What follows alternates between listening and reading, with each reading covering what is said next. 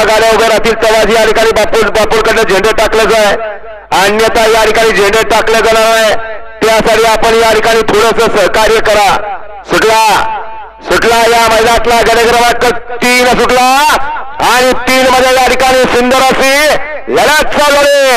सुंदर गाड्या पाहतात, सुंदर अशा 5 गाड्यांच्या मध्ये लढत चालू आहे. दादा कशी लढत आहे. 3 पळतो या मैदानातला अजित दादा केसरी सन 2024. सुंदर गाडी पळते, अतिशय सुंदर. मागे लक्ष द्या. हो हो हो हो बकासूर आणि तेजा गाड्या सोडा गेले, गाड्या सोडा गेले. बकासूर आणि सर्जापर. हा चला